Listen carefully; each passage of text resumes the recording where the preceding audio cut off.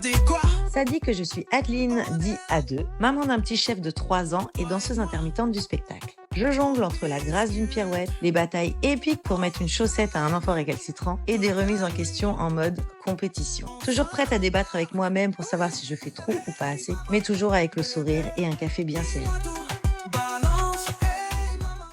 Hey mama, salut tout le monde. Donc on va passer parentalité après tout ce bien-être. On va parler un peu le stress que peut nous amener la parentalité. Donc on va certes parler printemps, été, automne, hiver. On est bien d'accord que la parentalité ne s'arrête pas à une saison. Sinon, on aurait bonne mine. Voilà. Donc la parentalité. Donc avant c'était déjà compliqué, mais maintenant il y a un nouveau facteur qui vient nous rappeler chaque jour qu'on est de mauvais parents. Ce sont les réseaux sociaux.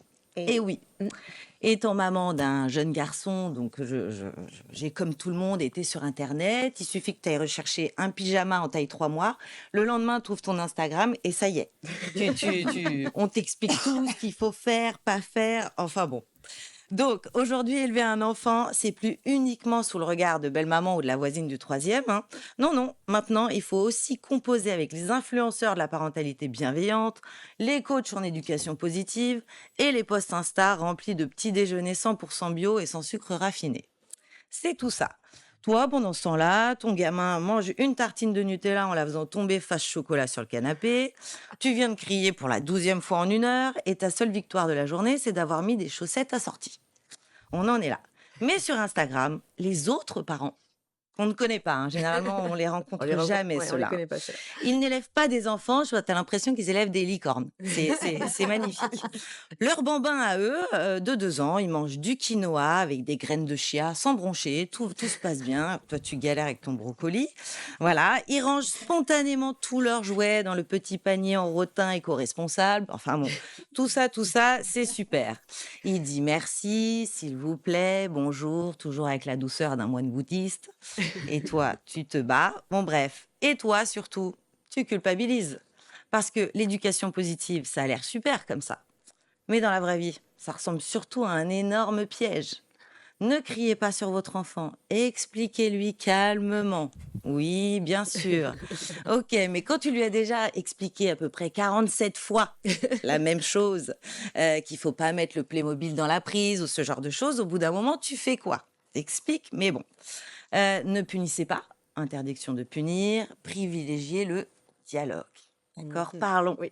Super, donc quand il jette ton téléphone dans les toilettes, c'est pareil, on discute autour d'un petit thé matcha. C'est super.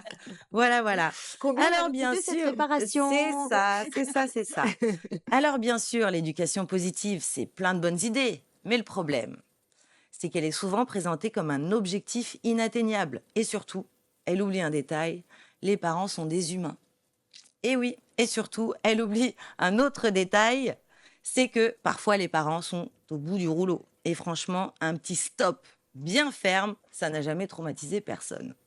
Alors, chers parents, et je sais que je m'adresse à beaucoup de monde, détendez-vous, ok? Faites des sophrobalades, faites du pilate, allez courir, ce que vous voulez. Mais si vos enfants mangent parfois des pâtes au ketchup, s'ils regardent un dessin animé pour que vous puissiez souffler 10 minutes, si vous avez crié ce matin, c'est normal en fait. Les vrais parents ne ressemblent pas aux posts Instagram et c'est tant mieux, Dieu merci. Allez, sur ce, je vais aller vérifier si mon enfant n'a pas repeint le mur et je vous dis à très bientôt. Merci Ade. Oui, ça fait du bien de déculpabiliser un petit peu parce qu'avec tout ce qu'on voit, les réseaux sociaux, c'est la porte ouverte aux règles, à l'idéalisme. Je pense à Montessori, puis ce compte Insta d'un papa qui fait l'inverse de Ghetto Souris. Le Ghetto Souris, j'aurais peut-être l'occasion de venir vous en parler de Montessori et Ghetto Souris, parce que je pense que Montessori, elle doit se retourner dans sa tombe aujourd'hui. Je veux dire, c'est devenu n'importe quoi. Donc oui, arrêtons de culpabiliser. On fait ce qu'on peut, on fait au mieux, et c'est déjà très très bien. Ouais, ça fait du bien. Merci à deux parce que oui, à chaque âge, sa nouvelle technologie qui nous accompagne ou nous juge au quotidien. On ne sait plus trop. Exactement. Mais l'important, c'est qu'on échange ensemble. Hey Mama, c'est fini pour aujourd'hui. On espère que vous avez kiffé ce moment autant que nous. Prenez soin de vous, partagez l'amour, les bons plans et les good vibes.